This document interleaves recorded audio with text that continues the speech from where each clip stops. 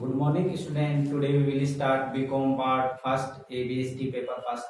अपना जो टॉपिक था वो रॉयल्टी अकाउंट का था, वो हमने कंप्लीट किया। आज हम स्टार्ट करेंगे उससे पहले नया टॉपिक। उससे पहले मैं बात करता हूँ कि अपने जो ABST की जो बुक है उसमें यूनिट सिस्टम में कौन कौन से टॉपिक है और कितने टॉपिक हमने कंप्लीट किए हैं। यस, अपना जो ABST की जो फर्स्ट पेपर है इसमें 5 यूनिट है और 5 यूनिट में फर्स्ट यूनिट में आप देख पा रहे हो वॉइस अकाउंट है और इंश्योरेंस क्लेम है। तो स्टूडेंट मैंने वॉइस अकाउंट और इंश्योरेंस क्लेम दोनों ही कंप्लीट कर दिए हैं। कुछ बच्चों ने कहा कि सर वॉइस अकाउंट है स्टार्टिंग में आपने कंप्लीट करवाया था तो उसको आप एक्सप्लेन करिए। ठीक है, तो अपन अब अपने पास टाइम है तो इसको एक्सप्लेन करेंगे। इंश्योरेंस क्लेम का जो टॉपिक है ये भी कंप्लीट हो चुका है। यूनिट नंबर सेकंड है ये अभी हमने स्टार्ट नहीं किया है, ये कंपनी अकाउंट के बारे में है। और यूनिट नंबर जो थर्ड है वो रॉयल्टी अकाउंट है स्टूडेंट, ये भी हमने कंप्लीट की है। लास्ट टॉपिक अपना रॉयल्टी अकाउंट का ही था। तो इसके बाद रॉयल्टी अकाउंट के बाद इसके साथ एक है सेक्शनल बैलेंसिंग सिस्टम। तो जो बच्चे नए ऐड हुए हैं वो आप चाहो तो आप एबीएसटी जो अपनी फर्स्ट पेपर है एबीएसटी का उसमें आप यूनिट सिस्टम लिखना चाहते हो कि फर्स्ट यूनिट में कौन से टॉपिक है, सेकंड में कौन से टॉपिक है और थर्ड में कौन से टॉपिक है, तो आप लिख सकते हो। यस, लिखना स्टार्ट करिए। आप यूनिट नंबर फर्स्ट लगाइए। ये अपनी जो बुक है ये फाइनेंशियल अकाउंट की है, जो जिसके राइटर है जैन खंडेलवाल पारिक। और इसमें फर्स्ट यूनिट में अपने पास ये दो टॉपिक है, वॉइस अकाउंट और इंश्योरेंस क्लेम। दो टॉपिक है, दोनों ही टॉपिक हमने कंप्लीट किए हैं। लास्ट के काफी 1 मंथ या 2 मंथ अगो हमने ये स्टार्टिंग में फर्स्ट टॉपिक ही वॉइस अकाउंट स्टार्ट किया था। इसके बाद इंश्योरेंस क्लेम का टॉपिक किया था। यूनिट नंबर जो सेकंड है वो स्टूडेंट हमने अभी स्टार्ट नहीं की है, ये कंपनी अकाउंट के बारे में है। और कंपनी अकाउंट जो है वो आई थिंक आपने 11th-12th में भी कंपनी अकाउंट के बारे में है, वही है। इसमें कंपनी अकाउंट में अपने पास इक्विटी शेयर्स है और प्रेफरेंस शेयर्स और डिवेंचर, ये 3 टॉपिक होते हैं स्टूडेंट। इसमें equity share, preference share, debenture. Last year से ये प्रेफरेंस शेयर्स भी हमारे यहाँ कोर्स से हटा दिया गया है। अब अपने को इक्विटी शेयर्स के बारे में और डिवेंचर के बारे में नॉलेज लेना है। इसके बाद यूनिट नंबर हम थर्ड की बात करें, ये रॉयल्टी अकाउंट है। और रॉयल्टी अकाउंट लास्ट अपना टॉपिक रॉयल्टी अकाउंट था। फर्स्ट से एंड तक के क्वेश्चन हमने इसमें कंप्लीट किए थे। तो रॉयल्टी अकाउंट है। इसके साथ ही स्टूडेंट आगे आप लिखिए sectional balancing system. Sectional balancing system, तो जो सेक्शनल बैलेंसिंग सिस्टम है वो स्टार्ट करेंगे, अभी स्टार्ट नहीं किया है। यूनिट नंबर थर्ड है ही। फिर यूनिट नंबर 4 में आप लिखिए यूनिट नंबर 4। और जो यूनिट नंबर 4 है स्टूडेंट वो अपनी है इन्वेस्टमेंट अकाउंटिंग। इन्वेस्टमेंट अकाउंटिंग ये यूनिट नंबर 4 है। इसके साथ एक नया टॉपिक ऐड किया है इंसॉल्वेंट अकाउंट। और लास्ट जो अपनी यूनिट है यूनिट नंबर 5, वो इसमें अपने पास 2 टॉपिक है यूनिट नंबर 5 में, डिपार्टमेंट अकाउंट और ब्रांच अकाउंट। डिपार्टमेंट अकाउंट और ब्रांच अकाउंट ये भी अपने नहीं किए। कहने का मतलब हमने जो अभी कंप्लीट किए हैं वो voyage account first unit complete हो चुकी है। थर्ड यूनिट भी जो बड़ा टॉपिक था वो कंप्लीट हो चुका है, वो हमने कंप्लीट किया है। तो इस प्रकार से अपनी यूनिट सिस्टम है। एबीएसटी की फर्स्ट पेपर सेकंड पेपर दोनों में यूनिट सिस्टम है। इसी प्रकार से सेकंड पेपर में भी 5 यूनिट रहेगी। इसी प्रकार से आपके पास इकोनॉमिक्स है, बीएडएम है, सभी में अपने यूनिट सिस्टम है, 5 यूनिट है। बट जो पेपर अपना आएगा उसमें यूनिट सिस्टम नहीं है, उसमें सेक्शन दिए हुए हैं, सेक्शन ए, सेक्शन बी और सेक्शन सी। इस प्रकार से उसमें सेक्शन दिए हुए हैं। जैसे सेक्शन ए 1 to 10, ठीक है, सेक्शन बी 1 to 7 और सेक्शन सी 1 to 4। ठीक है, इसमें 10 क्वेश्चन करने हैं आपको। इसमें आपको करने हैं 5 और इसमें करने हैं 2। ये एवरी क्वेश्चन 2 मार्क का होगा, इसमें 8 का होगा और इसमें 20 का होगा। इस प्रकार से ये 20, ये 40 और ये 40, इस प्रकार से आपका 100 मार्क्स का पेपर होता है। समझ में आ गया आपके सभी के? सेक्शन ए में कितने क्वेश्चन होंगे? सेक्शन ए है, उसमें क्वेश्चन होंगे आपके 1 to 10। 1 to 10 का मतलब 1 से लेकर 10 क्वेश्चन होंगे और सभी आपको उसके सभी के आंसर आपको देने हैं। एवरी क्वेश्चन इज 2 मार्क्स, तो ये 20 मार्क्स का है सेक्शन ए। सेक्शन बी है, उसमें 1 to 7 है। 1 to 7 का मतलब है 7 क्वेश्चन दिए जाएंगे, उसमें एवरी 5 क्वेश्चन आपको कंप्लीट करने हैं। एवरी क्वेश्चन इज 8 मार्क्स, तो ये 40 का होगा। सेक्शन सी है, ये 1 to 4 है, इसमें 4 क्वेश्चन दिए जाएंगे, इसमें से आपको कोई भी 2 क्वेश्चन अटेम्प्ट करने हैं। एवरी क्वेश्चन 20 मार्क्स और ये कितने का हो गया? 40। इस प्रकार से 100 मार्क्स का आपका पेपर होगा नॉर्मल कंडीशन में। अब कोविड के कारण इसमें चेंजेस किए हैं, वो अलग बात है। नॉर्मल केस में ही अपना एबीएसटी का फर्स्ट पेपर हो, एबीएसटी का सेकंड हो, ईएफएम हो, बीएडएम हो, सभी में यही सिस्टम रहता है। यूनिट अपने प्रत्येक में अपने पास 5 यूनिट होती है और उसको सेक्शन में जैसे पेपर आता है तो इस प्रकार से डिवाइडेशन किया जाता है। ठीक है, तो ये अपने सेक्शन की है, क्योंकि कुछ बच्चे काफी ऐड हुए अभी, तो स्टार्टिंग की क्लासों में मैंने इनको एक्सप्लेन किया था, यूनिट भी आपको नोट करवाई थी।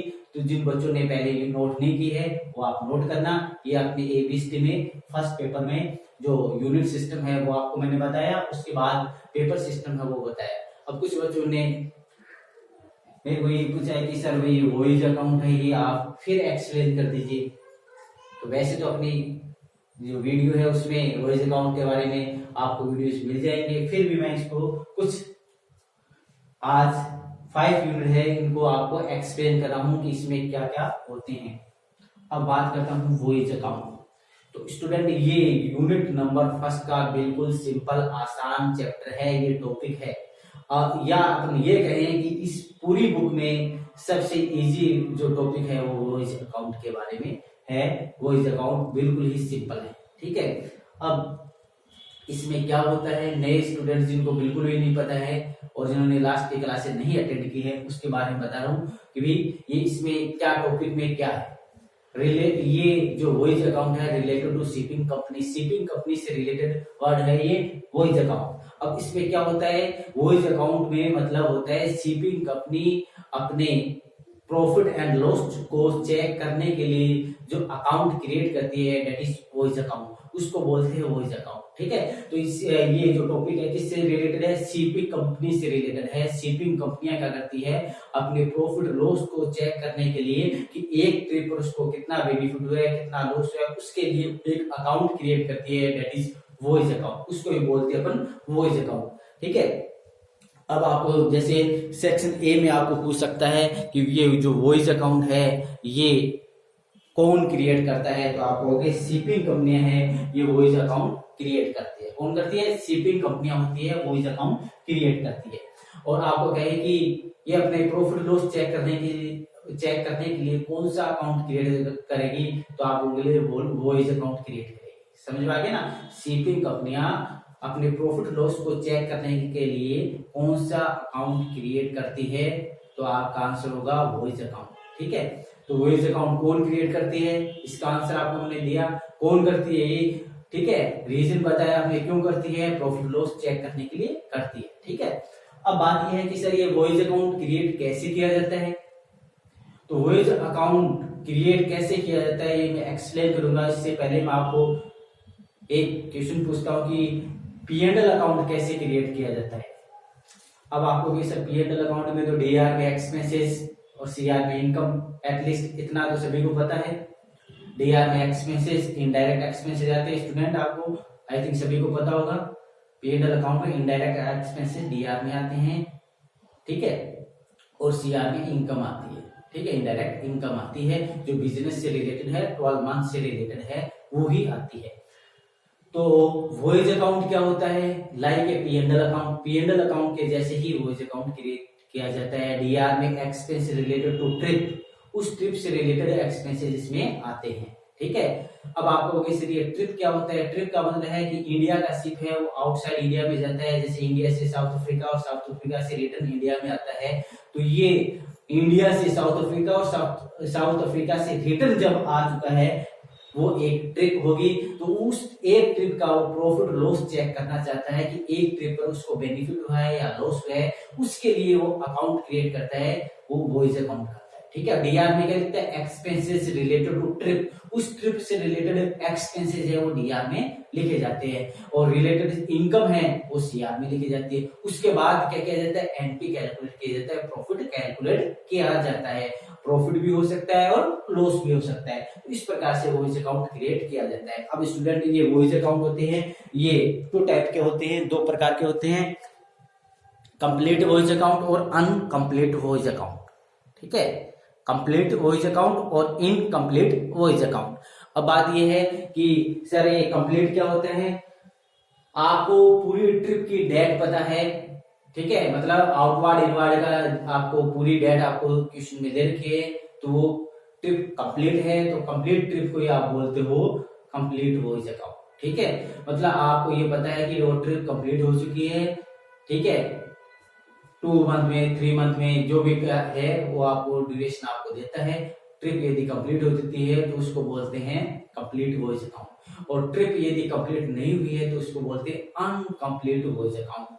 तो अपने पास दो तरीके के वॉइस अकाउंट मिलेंगे, एक तो कंप्लीट वॉइस अकाउंट और एक अनकंप्लीट वॉइस अकाउंट। तो वेरी मोस्ट तो है अनकंप्लीट वॉइस अकाउंट, वो वेरी मोस्ट है, वो एग्जाम में आने के चांसेस अधिक रहते हैं। बट अपने को कंप्लीट के बारे में पता हो, अनकंप्लीट के, क्योंकि अनकंप्लीट जो वॉइस अकाउंट होगा उसको क्रिएट करने के लिए first complete voice account create करना होगा, उसके बाद अनकंप्लीट करना होगा।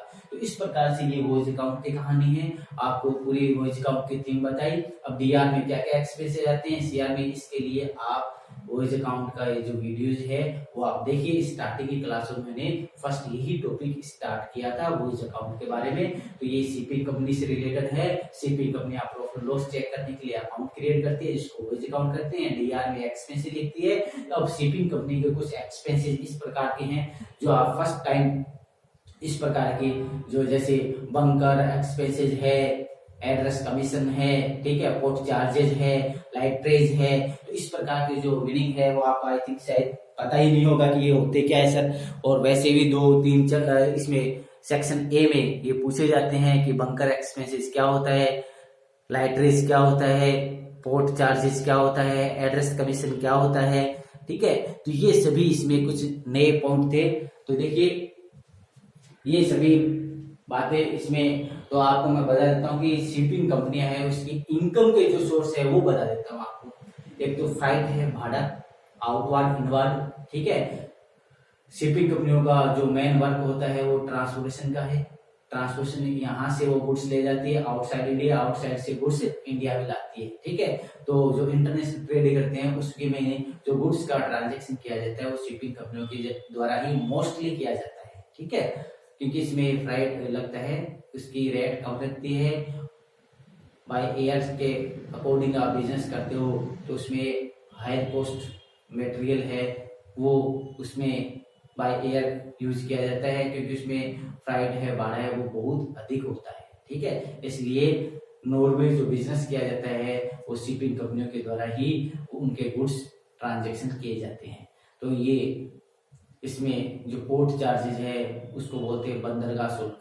ठीक है, पोर्ट चार्जेस का मतलब क्या होता है, बंदरगाह शुल्क। इंडिया का शिप है वो आउटसाइड इंडिया जैसे श्रीलंका के पोर्ट पर स्टे करता है, वहां पर गुड्स लोडिंग करता है, अनलोडिंग करता है, तो उसको बोलते हैं पोर्ट चार्जेस। बंकर एक्सपेंसेस का मतलब क्या होता है, बंकर एक्सपेंसेस का मतलब है कि शिप में आप जैसे शिप जो ट्रिप है उसकी ड्यूरेशन 3 मंथ है, तो 3 मंथ तक वो ट्रिप अपने जहां भी उसको जिस कंट्री में जाना है उसके लिए 3 मंथ लगेंगे। तो 3 मंथ के लिए वहां पर शिप से रिलेटेड एक्सपेंसेस जैसे पेट्रोल है, डीजल है, ठीक है, लूज टूल्स है, और वहां पर जो एम्प्लॉय काम करते हैं, कर्मचारी काम करते हैं, उनसे रिलेटेड उनके भोजन पानी की व्यवस्था है, वो सभी एक स्टोर रूम में रखा जाता है, दैट इज बंकर एक्सपेंसेस। ठीक है, और इसी प्रकार से एड्रेस कमीशन है, अपने स्पेशल एजेंट को जो कमीशन दिया जाता है दैट इज एड्रेस कमीशन। तो इस प्रकार से ये सभी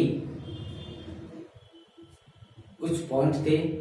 तो इनकम आपको मैंने बताई कि फ्राइड है, ठीक है, प्राइमेज है, पैसेंजर मनी है, पासेज मनी है, ये 4 इसकी इनकम है। और जो भी नए आपको मिलेगी ये एक्सपेंसेज है या इनकम है, वो सभी डीआर में ही लिखने होते हैं। तो इस प्रकार से आपका वॉइस अकाउंट क्रिएट किया जाता है। नेक्स्ट अपनी जो क्लास होती उसमें मैं आपको इंश्योरेंस क्लेम की थीम है उसके बारे में बताऊंगा, क्योंकि ये कंप्लीट वन जितने भी इसके न्यूमेरिक क्वेश्चन है वो मैंने कंप्लीट कर दिए हैं। ये तो जो अभी बच्चे ऐड हुए हैं उनके लिए फिर मैंने रिपीट किया है, तो सभी आप देखिए, ठीक है, उनके लिए नहीं। तो आप इसके न्यूमेरिक क्वेश्चन स्टार्ट करिए, ठीक है, वीडियोज अपने पास है उन, ठीक है, उसमें से आप देखिए और क्वेश्चन कंप्लीट करिए। मेन जो थीम थी वो मैंने आपको फिर रिपीट की है, सिर्फ बच्चों के लिए आई थिंक यूजफुल रहेगी।